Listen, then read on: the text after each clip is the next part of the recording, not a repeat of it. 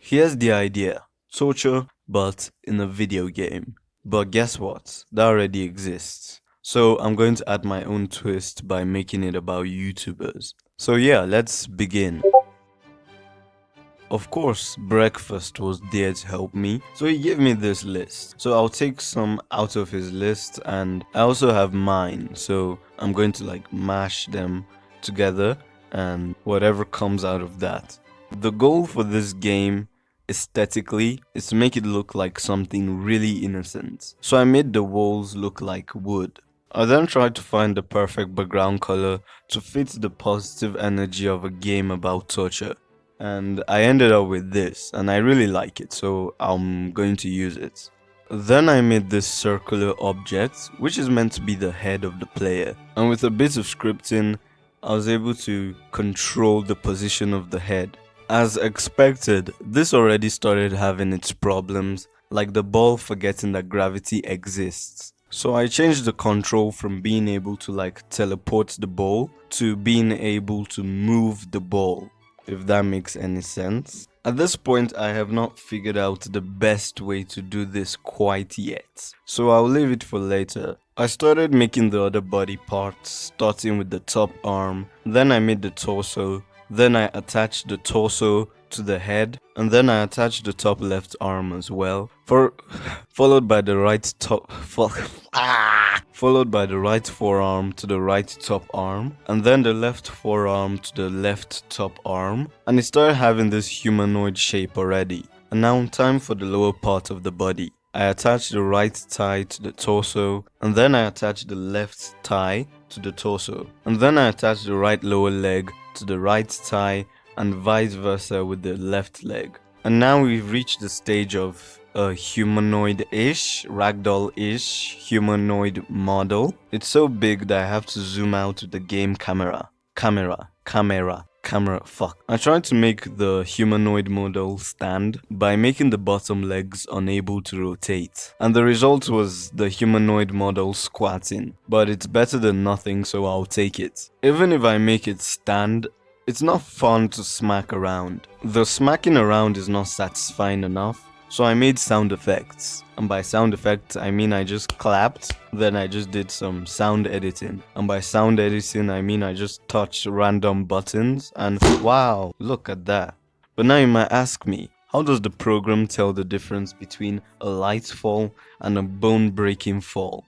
Very easy. If person is moving at high velocity / speed, and makes contact with the ground, it triggers the sound. And I also figured out the best way to control the humanoid model. Since I didn't like the standing position, I thought it would be a great idea to make the ragdoll walk around. On the first test, it went from lying down to backflipping to having multiple seizures. On the second test, it was backflipping, then it had multiple seizures, then it started backflipping again, then it went on to do some unexplainable movements. And let me tell you, it didn't get any better in the other tests. Until I finally made it stand and move around. And that's cool, but I don't like it. And it's giving more problems than the features it's offering. So back to squatting. After a lot of thinking, I decided to only add 5 YouTubers to the torture simulator. And if you don't realize already, this place is too small to fit 5 of these ragdolls inside. So I zoomed out and redesigned the whole room.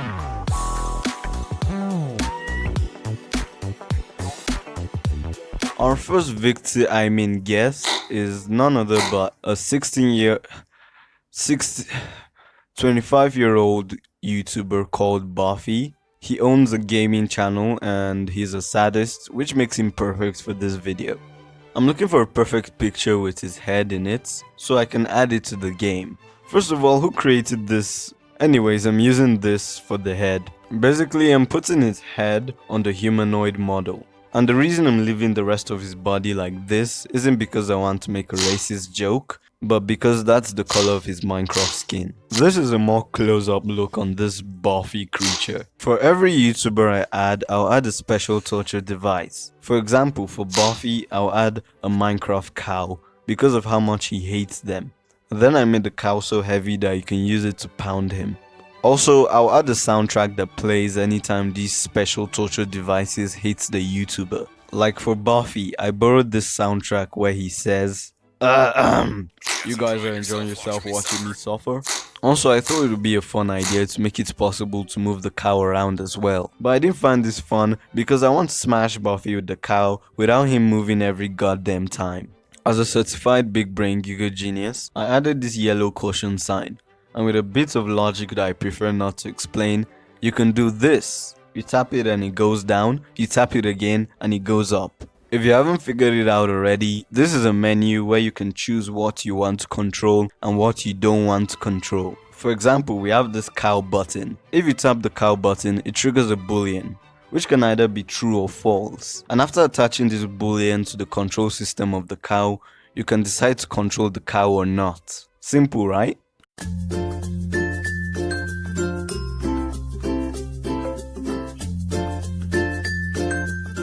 I noticed everything is a bit far away, so I zoomed in again and I rebuilt the whole level.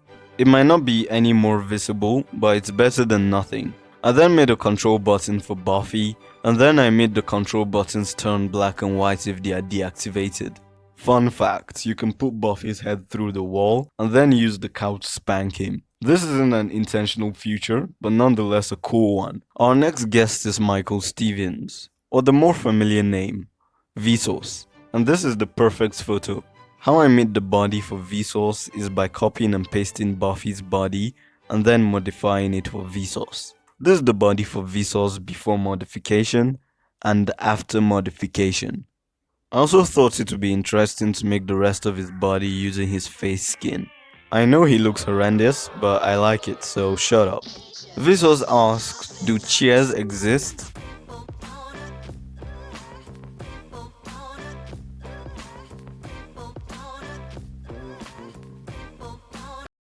Fuck. Does that answer your question, Vsauce? I know chairs don't normally do this in the real world, but when Vsauce sits on this chair, it ejects him to the air while moving randomly. This might be an unstable future, but still a future, plus the added bonus of him saying, "Hey Vsauce, Michael here," when he's shot into the air. Our next guest is Michael Reeves. He makes robots and that's all you need to know. He's 5'5", so I'm going to make him a bit shorter than the rest. That's the most accurate recreation of Michael Reeves in my opinion. If you disagree, you're just jealous. But you can't disagree that I recreated the outfit perfectly. You have no opinions here. There were lots of ideas for Michael Reeves, but I decided to go for the Roomba. Once you tap on the button, the Roomba follows Michael Reeves, tap on it again, and it stops following Michael Reeves. Simple stuff. Then I attach this bar to the Roomba that spins anytime it gets close to Michael Reeves, and anytime it hits Michael Reeves, the game character says, "Facial detection? Nah, I prefer racial detection." Ha! Our next guest is Penguinzo, or Moist Critical. He's 5'6", so I'm going to make him a bit taller than Michael Reeves. And then I gave him some blue shorts so he's not mistaken for Michael Reeves. His torture device is this weirdly shaped gun. When you press the G button, the weirdly shaped gun chases the lower half of his body for no reason at all. And when the weirdly shaped gun touches the lower half of his body, the game character says, "Woo, yeah baby." That's what I'm waiting for, that's what it's all about. Our final guest is PewDiePie, and I'm going to use this picture for reference. I think this is from the music video that got banned from YouTube. Yeah, it is. Look, I tried my best, okay? I know it's not perfect, but shut up. Once again, I used this photo for reference by making his torture device a sword. But I just made it a normal sword instead of a samurai sword. Like any other sword, this one cuts through things. Except it only cuts PewDiePie into decapitated pieces. I realized what I was avoiding the most has finally caught up with me. Overpopulation. So I made a button that when pressed can close and open the ground so you can take out as much stuff as you need. I also made this bright yellow X sign, which will be the restart button.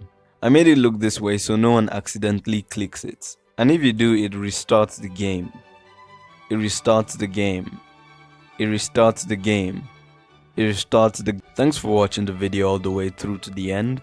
If you like it, like it. If you dislike it, dislike it. Leave your thoughts and ideas in the comment section. And also we reach 125 subscribers, which is more than 3, so I'm pretty happy. So I'll be doing a Q&A. So if you want to leave any questions, if you want to ask any questions and you want to see me answer them, you can either leave them here in this video's comment section, or you can go to my Discord server and just leave the question. Remember, no question is too stupid. I'll answer all of them. Goodbye.